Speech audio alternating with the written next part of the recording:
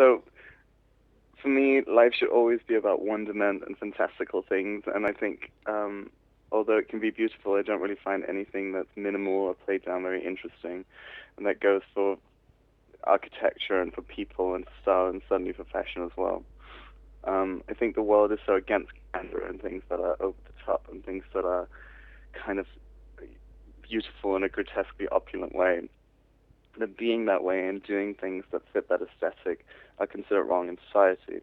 So when I was thinking about the most punk moment in fashion, for me, all I could think about was John Galliano, because there's something very kind of middle finger to the world about what John did in the late 90s and the 2000s, with all the kind of so-called good taste of the time, and this almost anti-imagination, anti-adventure, and anti-magic zeitgeist that ruled at the time and kind of still rules today, even if we had a couple of years of something a little crazier before minimalism took over again. But John did these ridiculously elaborate historical collections that, like Marie Antoinette would probably have found a little OTT.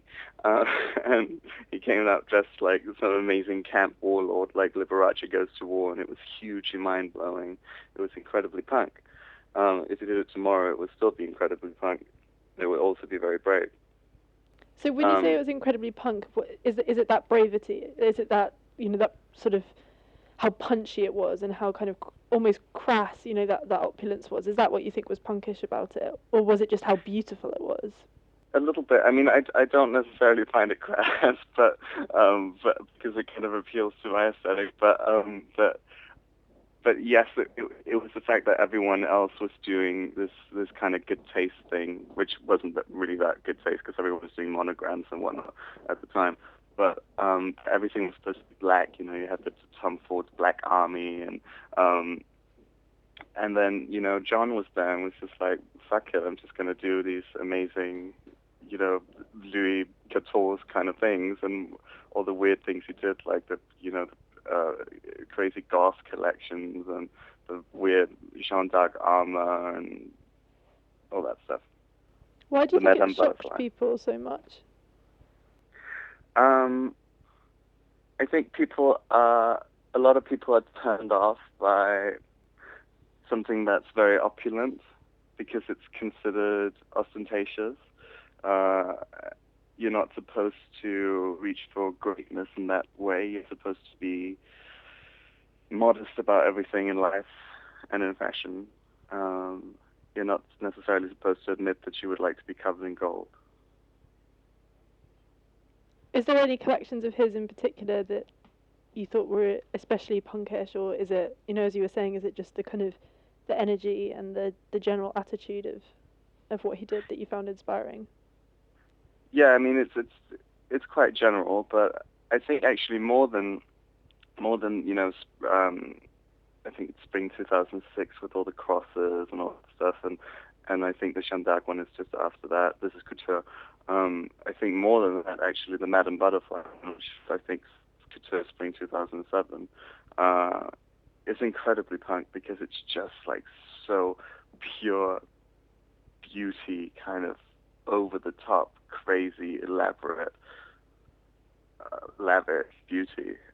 And in 2007, it's kind of yesterday. It wasn't really socially accepted to be like that or to want those things.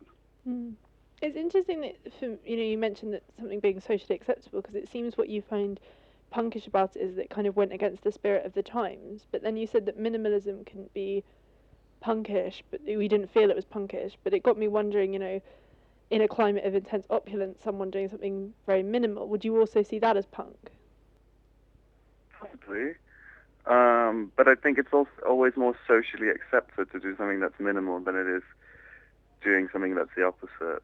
So I think the interesting element is in him, doing what he did and being the way he was as well. I mean, him coming out at the end is a very big part of it too, if not the biggest part, because, it's like the Sun King. So for him, for you, he's the punk, not just the clothes. Yeah, very, very much a mix of the two. Perfect. It's a very punk attitude. And also, one of my fondest personal fashion memories is attending his, I think, to date, last menswear show, uh, which was the Russian one, and seeing him imagine that 20th century, early 20th century Russian outfit.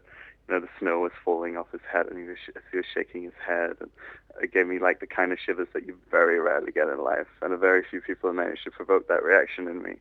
And I think it's a reaction that comes from kind of witnessing this kind of extreme beauty and wonderment, which is what I refer to as magic.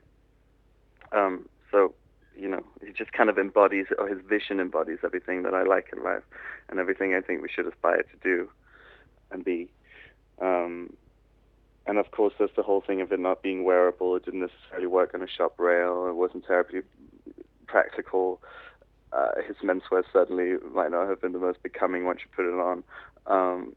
But I think it was amazing, fantastical, very punk. Making something that's extremely astonishing that no one can wear or buy is very punk. And let's just go for his couture. So, being a dreamer is very punk. You threw magic dust all over the place.